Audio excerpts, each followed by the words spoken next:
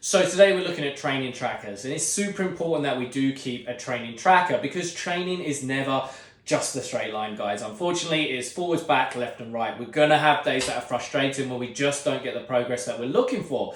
But by keeping a tracker, we can very clearly see where we've come from and we can know where we want to go to. But on those days that we might not get where we want to go, we can look back and see the progress is there. We're just not currently where we're aiming to be, okay? So super important to keep your training tracker. It's going to keep that frustration down and it's going to keep that motivation up. And remember, the key to training is consistency, okay? So we need to keep that motivation. So on your training tracker, really, really simple. What I want you to do is put down our 3Ds, okay? If you need help on your 3Ds video, check back on our channel, okay? So duration, distance, distraction. Remember, we always work on duration first, then into distance, then into distraction. I also want you to write down the environment because remember, it's super important that we have to proof these behaviors. Just because you have a sit, for example, in your home does not mean you will get a sit outside the home. You need to work through the proofing ladder. Check out that video on our channel as well. Work through the proofing ladder to make sure these behaviors can be repeated in a number of different environments. So it's really important on your training tracker to write down the environment that you're currently working in, okay? I also like to put the week that I'm starting on, or if you'd like to keep it as 1 day recorded at a time, just put the date that you are writing down the details for your training session. Down the side, what I'd like you to do is have your requests that you're working on, or maybe behaviors that you're looking to reduce, okay? So eye contact, sits, downs, heels, loose lead, okay? Maybe you're working on some barking, jumping up, mouthing or chewing, okay? So write everything down for me.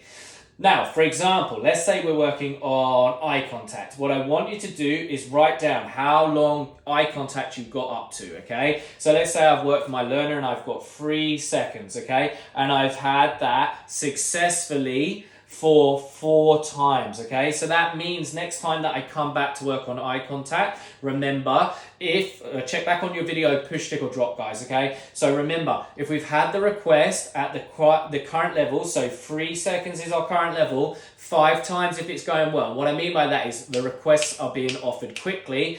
After our 5th time, we will up it a second, okay? If things are a little bit slower, make sure you get 10 successful attempts before trying the next level, okay? But let's say, for example, we've had this 4 times, okay? So next time we start training, we still do want to work on our 3 seconds. Make sure we can get that successful 5 times at a minimum before pushing it on to 4-second hold of eye contact, okay? So remember, the time, the amount of seconds that you've had on the duration and the number of times, okay, for me. On your distance is the same, okay? So let's say you've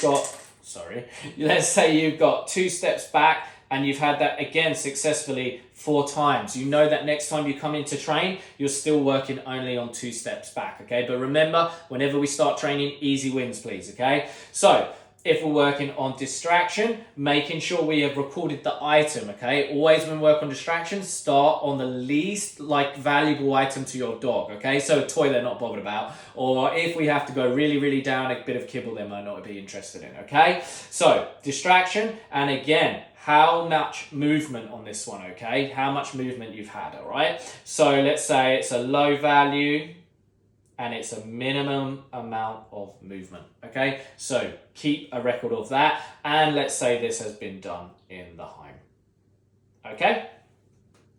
So let's say also, for example, we're gonna have a little look at barking, okay? So duration on barking, so our learner's barking and we are trying to reduce that. So remember, when we start looking to reduce barking, we have to look for just literally a split second where our learner is not barking before marking and reinforcing with ideally probably what they're looking for, okay? So knowing what your learner wants, we can reinforce with rather than food or treats or toys, okay? So let's say, for example, our learner has managed to get to no barking for 2 seconds and they have done that for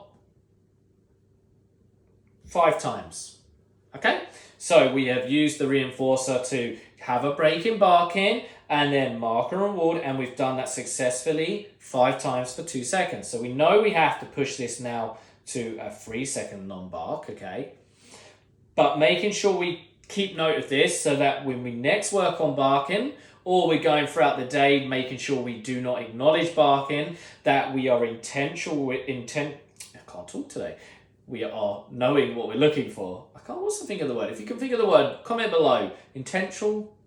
We have intent. Okay, so if you got there in the comments before me, fair play. So we want to make sure we have intent with our training, okay? You don't want to always get stuck on your learner only offering you a 3-second hold, okay? So it's, again, really important to write these things down in your diary so that we know that when we're training, we know where we have been and we know what is due from us and our learner in the next session, okay? Please keep a note of all this. What I also want you to do is write down what went well. What went well in that training session? What do you feel your learner really liked about that training session?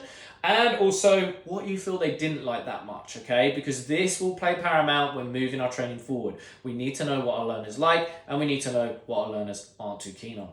Also, what I'd like you to do is film your sessions, okay? You will miss things when you're training. I film my sessions all the time, and yes, I do miss things. I am a trainer. I'm no different to you guys, though. Working with dogs, you can miss things at times, all right? So do film it, write down the date, and save the video as that date, okay? Or if you want to put 001, that's your first video, okay? However you want to record that, make sure you've got a log, and do watch it back, okay? Because you will learn from it.